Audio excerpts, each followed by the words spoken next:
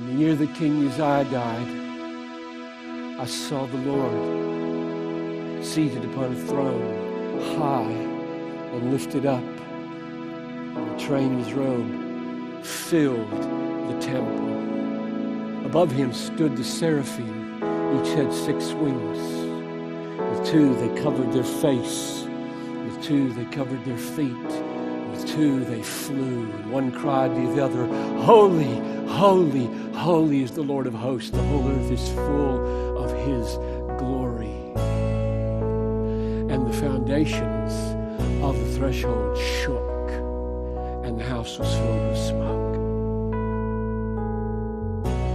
7 glimpses of God in these 4 verses. Number 1, God is alive. In the year that King Uzziah died, I saw the Lord. The king is dead. God is not. From everlasting to everlasting, you are God, the living God.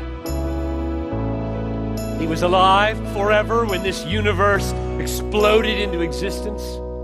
He was alive when Socrates drank his poison. He was alive when William Bradford ruled over the Plymouth colony.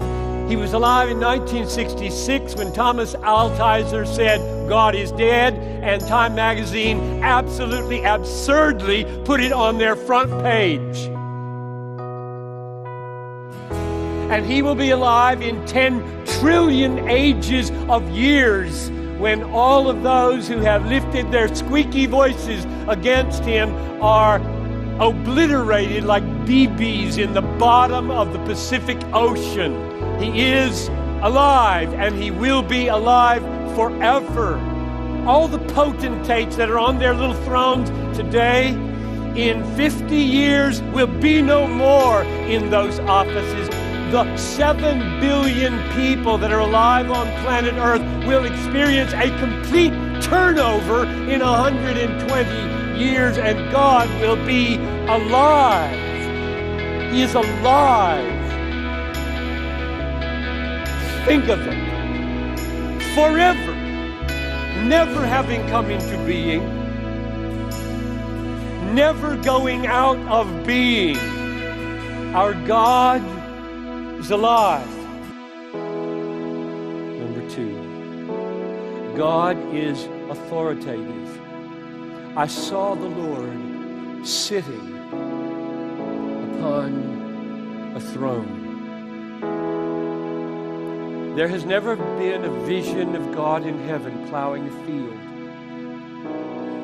cutting his grass, shining shoes, filling out reports, or loading a truck. And heaven is not coming apart at the seams for inattention. He is sitting. Complete composure and on a throne. God is never at wit's end with his heavenly realm. He sits. He is in complete authority. The throne signifies his right to rule the world. You don't give God authority in your life. He has it. Totally. You can either pretend he doesn't and perish, or you can own it with joy. He has, in the universe, absolute authority. God has authority, and we revel in it. We don't play games with this. We don't question him. We don't criticize him. We don't call him into question or shake our fist at him. We may weep with utter perplexity if he takes our child, breaks our husband, but we won't rebel against our King. He is the Supreme Court of the universe, the legislature, the chief executive officer. Behind him, no appeal. Glimpse number 3. God is omnipotent.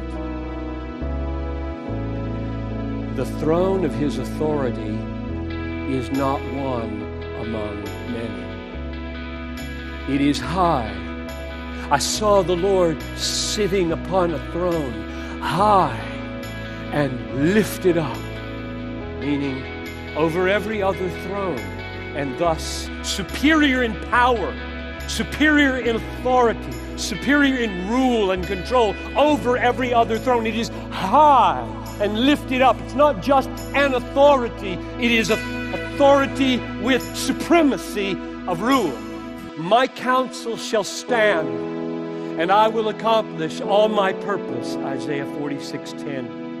He does according to his will in the host of heaven and among the inhabitants of the earth. None can stay his hand or say to him, what are you doing? Daniel 4:35. Glimpse number 4. God is resplendent. I saw the Lord sitting upon a throne, high and lifted up, and his train filled the temple. So he has a robe and it has a train. You've seen brides, and some have incredible trains so that when the photographer does the pictures, they take a half an hour to arrange the train. And it flows down over the steps and up onto the platform. You've all seen them. Well, picture it flowing down the aisle, covering all the pews, going into the choir loft, up over the balcony. That's what we're supposed to feel. He is resplendent. There are about 1,000 different kinds of self-illuminating fish at the bottom of the ocean. And why didn't the Lord just make one of those instead of 1,000?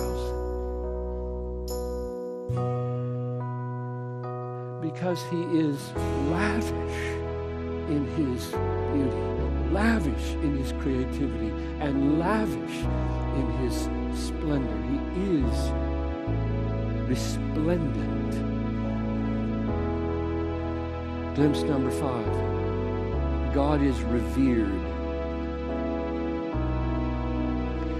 Above him stood the seraphim.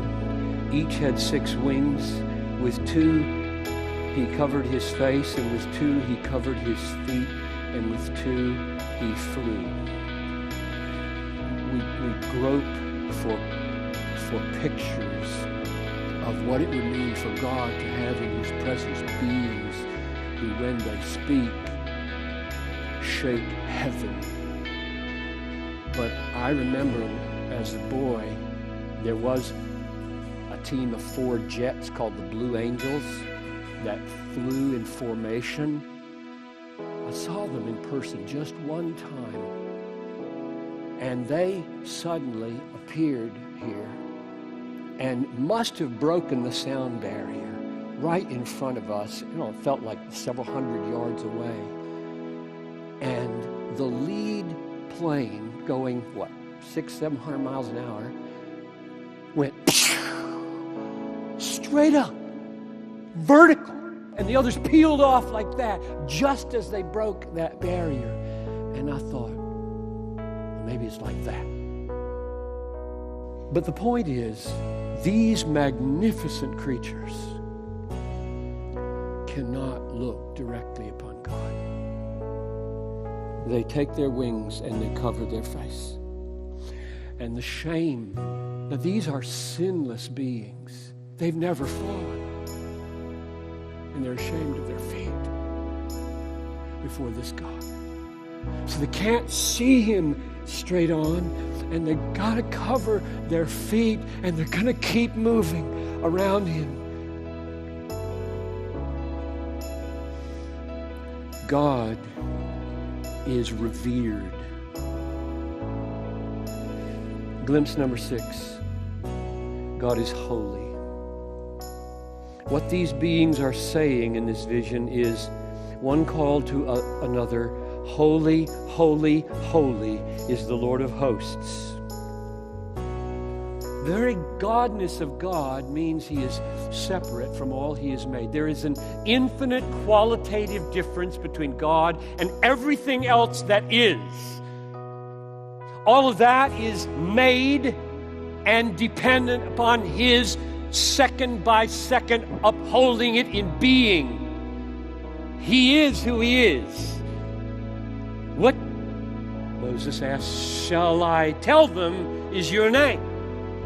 Tell them, I am who I am. Tell them, I am sent you. That's my essential being. I am, and I'm not dependent on anything outside of me. All of you are totally dependent on me. I'm not dependent on anything. I am separate. The more rare a diamond is, the more valuable it is. And if there's only one of this kind, it's valuable. The most important value in the universe is not you and not your family and not 7 billion human beings and not billions upon billions of galaxies. We are as nothing, a drop in the bucket compared to the value of God. And the main problem in the world is the failure to feel that. God is infinitely valuable. He has infinite worth. There is no questioning anymore whether He has any rights. We have none. And we had none before we fell. Humans and angels don't have rights before their Maker. God is right and has all rights. He defines right. He is right and holy. You will know that you have experienced something extraordinary when that is sweet to you. One more glimpse. God is glorious. The glory of God in God's mind and Isaiah's mind and most places in Scripture, I believe, is the manifestation of the holiness of God. God's holiness is His incomparable perfections, His intrinsic infinite worth. When that goes public, when that goes on display, it's called in the Bible the glory of God. His glory is the open revelation of the secret of His holiness. Here's Leviticus 10:3. I will show myself holy among those who are near me, and before all the people I will be glorified. I will show them my holiness, and their response, glorious.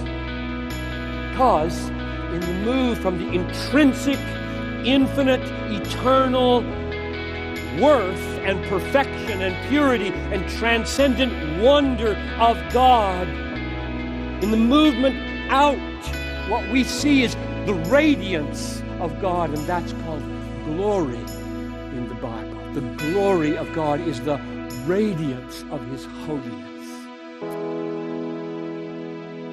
This God has a name. Jesus. Jesus Christ.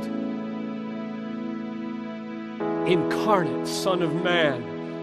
Co-eternal with the Father. In the beginning was the Word. And the Word was with God. And the Word was this God. Oh, the depth of the riches and the wisdom and the knowledge of God. How unsearchable are His judgments and how inscrutable are His ways. Who has ever known the mind of the Lord?